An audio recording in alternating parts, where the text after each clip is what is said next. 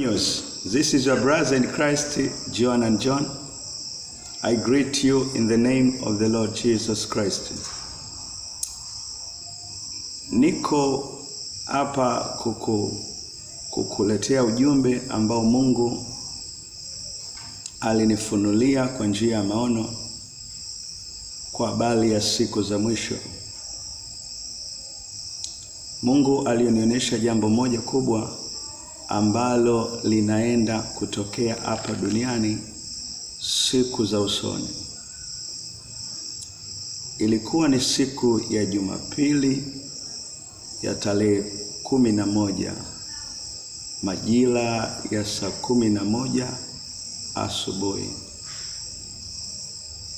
Nikachukuliwa na malaika wa Bwana katika ulimwengu wa maono.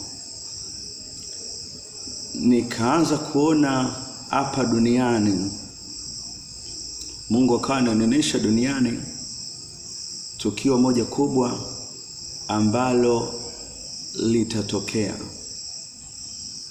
Nikiwa katika yale maono, nikaona kumetokea collapse katika jua, kwamba ghafla mfumo wa jua ukawa umeharibika, na ule mwanga ambao tunaupata kila siku katika wakati wa mchana na asubuhi, ghafla ukawa haupo tena. Nikiwa katika yale maono, nikaona taharuki kubwa sana duniani. Watu wakawa wanakimbia huku na kule. Nikiwa naangalia katika yale maono, nikawa naonyeshwa baadhi ya watu wakizungumza maneno kama haya: ni nini kimetokea katika jua, kwamba leo hii ule mwanga haupo tena. Nikiwa katika yale maono naangalia, ghafla nikaona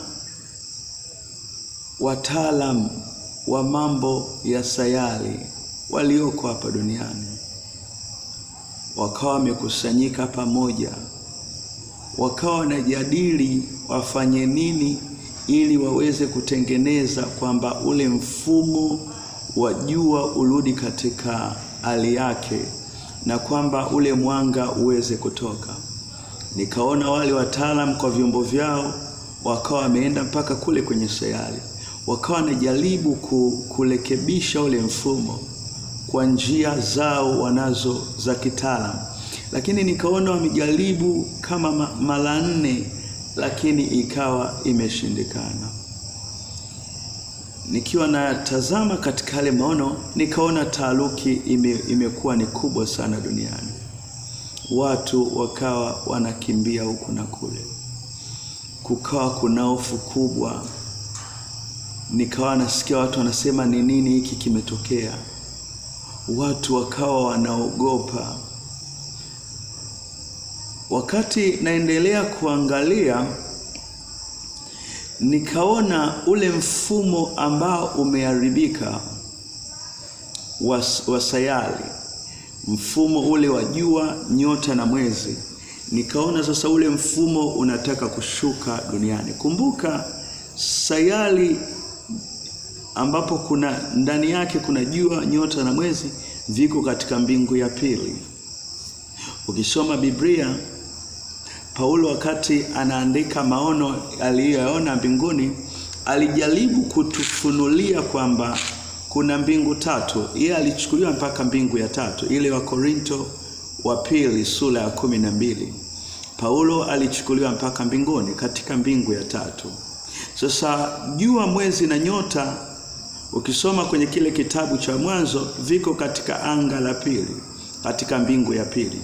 Sasa nikiwa katika yale maono, nikaona ule mfumo unataka ushuke duniani. Sasa watu walioko duniani, nikiwa ninaoneshwa katika ulimwengu wa roho, nikaona watu wanatoka kwenye nyumba zao. Taharuki ilikuwa ni kubwa. watu wakawa wanakimbia huku na kule ili wayasalimishe maisha yao. Na wale watu walikuwa wanaogopa, wakisema kwamba kama huu mfumo wa jua, nyota na mwezi ukishuka hapa duniani, ni nani atakayeweza kupona? Kwa hiyo watu wakawa wanatoka kwenye nyumba zao ili waweze kujisalimisha. Hofu ikawa ni kubwa, taaluki ikawa ni kubwa. Ghafla nikiwa naangalia yale maono, nikamwona mpinga Kristo na majeshi yake wakawa wanaua watu kwa namna ambayo katika yale maono kuna watu ambao walikuwa wanaonekana ni watu wa Mungu na waona katika yale maono, lakini walikuwa wako tayari kwa ajili ya ujio wa Yesu. Kwa hiyo walikuwepo katika kipindi hiko ambacho maono yanatokea. Nikaona wale watu wanakimbia wakiomba maombi ya toba na rehema, kwamba Mungu aweze kuwarehemu na kuwasamehe. Ghafla nikawa nimetoka katika yale maono nikiwa natikisika, hofu kuu ikawa imenishika, kwa sababu lilikuwa ni tukio la kuogopesha sana. Nikiwa nipo katika hali ya utulivu na kutafakari kuhusu yale maono, Roho Mtakatifu akanikumbusha kwamba ukumbuki kwamba kuna wakati Biblia inasema kwamba Yesu alisema kwamba jua litatiwa giza na nyota za mbinguni zitashuka. Nikawa natafuta kwa kupitia Roho Mtakatifu, nikaona hilo andiko limeandikwa kwenye kitabu cha Mathayo mlango wa 24 ule mstari wa 29.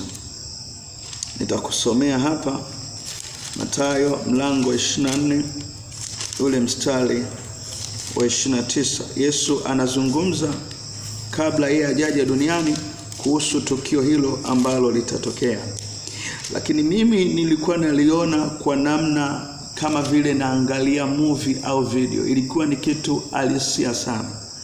Mathayo 24 ule mstari wa 29, Biblia inasema, Mathayo mlango wa 24 mstari wa 29 inasema, lakini mara baada ya ziki ya siku zile jua litatiwa giza na mwezi hautatoa mwanga wake, na nyota zitaanguka mbinguni na nguvu za mbinguni zitatikisika. Sasa huyu ni Yesu anazungumza kwa kupitia mwandishi Mathayo kwamba ile siku kabla ya jaja kwamba jua litatiwa giza, kwa sababu ukiendelea mbele ule mstari wa 30 Yesu akazungumza, akawa anaongelea kuhusu yeye jinsi atakavyokuja. Inasema, ndipo itakapoonekana ishara, ule mstari wa 30, yake mwana Adamu mbinguni, ndipo mataifa yote ya ulimwengu watakapoomboleza, nao watamwona mwana Adamu akija juu ya mawingu ya mbinguni pamoja na nguvu na utukufu mwingi. Sasa kwa nini nikiwa natafakari kwa nini Mungu amenionyesha hayo maono, Roho Mungu akaniambia kwamba Yesu anakaribia kurudi. Kwa hiyo niwaambie watu wake Mungu wajiandae kwamba Bwana yu karibu kurudi. Na niliona yale maono yanaenda kutimia kipindi ambacho mimi nitakuwa bado niko hai, sijafa. Lakini lilikuwa ni tukio la kuogopesha sana, kwa namna ambao watu watakao kuwepo hapa duniani siku ya hilo tukio itakuwa ni kitu cha ajabu sana na cha kushangaza. Kwa hiyo Mungu anatamani wewe ambaye unatazama video hii, unasikiliza ujumbe huu, kwamba ujiandae. Yesu yu karibu kurudi. Biblia inasema atakuja kama vile mwizi ajavyo wakati wa usiku. Ule muda ambao watu hawajajiandaa ndipo atakapokuja. Mungu akubariki sana, uwe na wakati mwema.